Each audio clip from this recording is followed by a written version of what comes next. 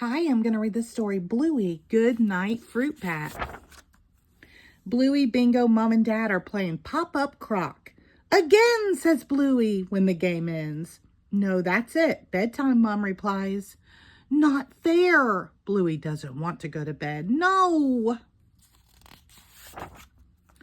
All right, says Dad, following Bluey and Bingo outside. Say goodnight to the animals.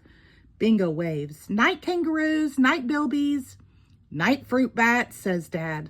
No, fruit bats don't sleep at night. They're nocturnal, explains Bingo. You mean they don't need to go to bed now, asks Bluey. No, but you do, says Dad. Bluey wishes she was a fruit bat. But fruit bats don't get to play rocket ship. Dad zooms Bluey and Bingo upstairs to the bathroom. I don't need a shower, complains Bluey. Yeah, you do, you grub. Phew-wee, says Dad. Not fair. I bet fruit bats don't have to have showers, says Bluey. But fruit bats don't get to play penguins. Look at me, Mom, says Bluey. Wackadoo-wee. And they don't get to play the story game. Dad starts reading.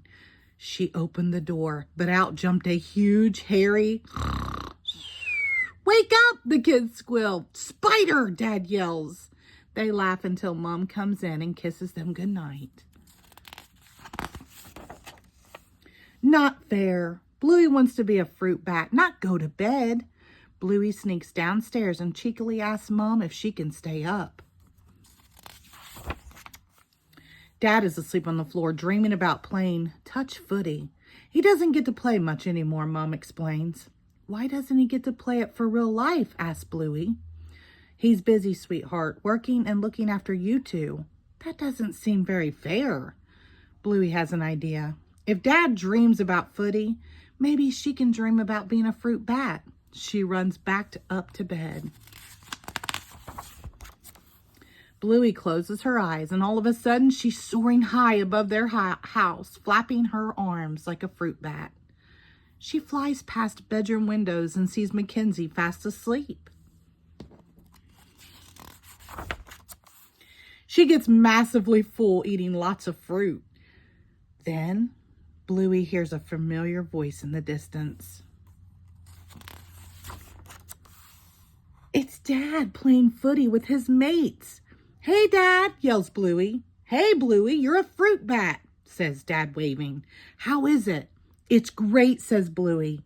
You get to eat a lot of fruit.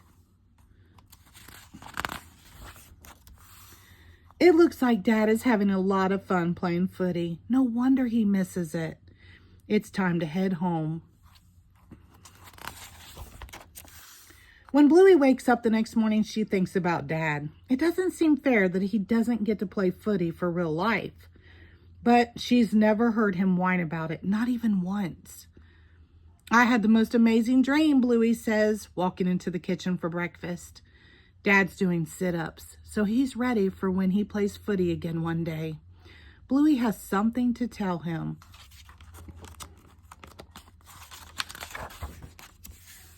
Thanks for looking after us, Dad, Bluey says, giving him a hug. You're welcome. The end. Thank you.